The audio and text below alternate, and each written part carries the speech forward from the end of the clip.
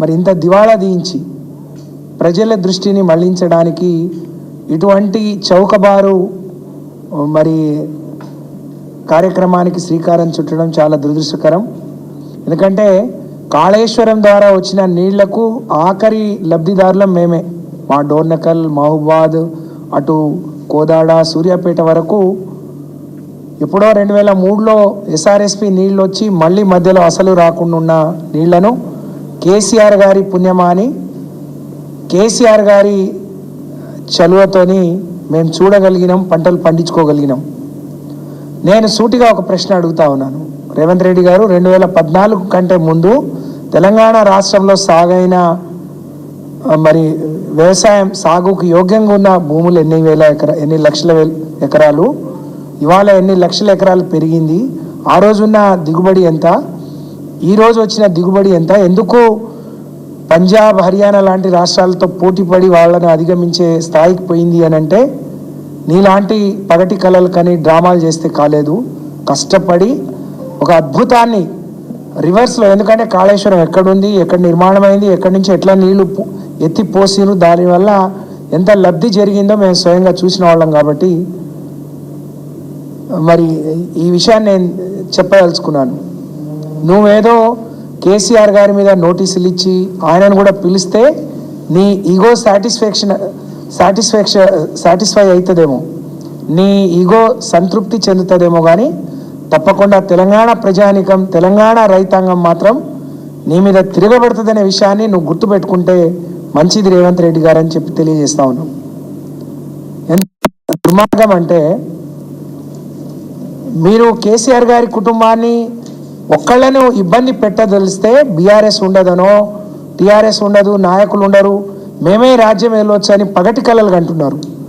ఏం చేసిండ్రు మీరు? బీజేపీ కలిసి ఆ రోజు ఈడీ, సిబిఐ కవిత గారిని జైల్లో పెట్టింది. ఎక్కడైనా ఒక్క రూపాయి ఆమె తప్పు చేసినట్టు లేకపోతే లబ్ధి పొందినట్టు చూపించగలిగిందా? మీరు ఈ ఫార్ములా రేస్లో కేటీఆర్ గారు హైదరాబాద్ బ్రాండ్ని విశ్వవ్యాప్తం చేస్తే మీరు కేసీఆర్ గారిని ఏసీబీ పిలిచింది, అందరు పిలిచిండ్రు. ఎక్కడైనా అది తప్పు, అది సరైనది కాదు, దానికి పెట్టకుండా ఉండాల్సింది అని ఎవరైనా చెప్పారా? ఇవాళ మీరు చేస్తున్న అందాల పోటీలు ఏందండి? ఎందుకు ఈ తెలంగాణ పరువు తీస్తున్నారో నిజంగా చాలా బాధాకరం. ఇంత అందాల పోటీలు నిర్వహిస్తే మీరు చేసేదేంటి? కేసీఆర్ కట్టించిన సెక్రటరియట్ మీకు కావాలి, కేసీఆర్ కట్టించిన యాదాద్రి మీకు కావాల్సి వచ్చింది, కేసీఆర్ కట్టించిన మీరు చూపించుకుంది అదే కదా, ఇంకేం లేవు కదా మీకు.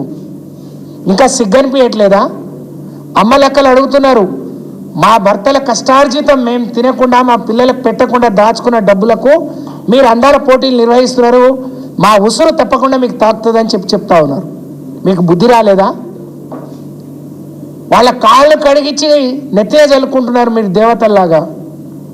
సిగ్గనిపించట్లేదా మీకు? ఎందుకు ఈ తెలంగాణ పరువును ఇంతగానో దిగజారుస్తున్నారు? ఒకప్పుడు ఆత్మగౌరవంతో పుట్టిన తెలుగుదేశం పార్టీ ఇప్పటివరకు ఈ రాష్ట్రాన్ని, పక్క రాష్ట్రాన్ని పాలించింది. మన ప్రాంతం, మన నిధులు, మన నీళ్ల కోసమని స్థాపించిన బీఆర్ఎస్ పార్టీ 10 ఏళ్ళు బ్రహ్మాండంగా ఈ రాష్ట్రాన్ని పాలించగలిగింది. తెలంగాణ ప్రజలందరి కోరిక మేరకు, అందరి కళ కేసీఆర్ గారు ఆ రోజు సాకారం చేయగలిగినారు. ఇంత ఆత్మాభిమానంతో బతికే తెలంగాణ బిడ్డలకు ఎవరినో ఎక్కడి నుంచో తీసుకొచ్చి మళ్ళీ సిగ్గు లేకుండా మహిళా మంత్రులు మాట్లాడుతున్నారు. ఎవరో ఈవెంట్ వాళ్ళు కడిగినరు, వాళ్ళు తెలంగాణలో పుట్టిన వాళ్ళు కాదా? వాళ్ళు మహిళలు కాదా? మీలాగా నెత్తిన బుట్టలు పెట్టుకొని డ్రామాలు చేసిన వాళ్ళు కాదు వాళ్ళు. వాళ్ళకి మీరు చెప్తే మాత్రమే చేసిరు. వాళ్ళకేం ప్రేమలు ఉంటాయి? నిన్న మొన్న మరి గిరిజనుల కోసం ఇక్కడ ఒక చేళ్లలో ఒక డిక్లరేషన్ ఇచ్చారు, దాన్ని ఫుల్ఫిల్ చేయలేదు.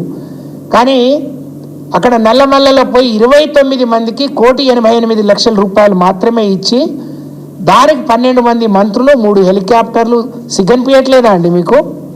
పరిపాలన అంటే నీ సొంత ఊరికి ఒక చిన్న గుడి కట్టడానికి పోతే 12 మంది మంత్రుల పరిపాలన గాలికి వదిలేసి మరి ప్రజల సొమ్ముతోని మీరు జల్సాలు చేసుకుంటూ తిరుగుతున్నారు.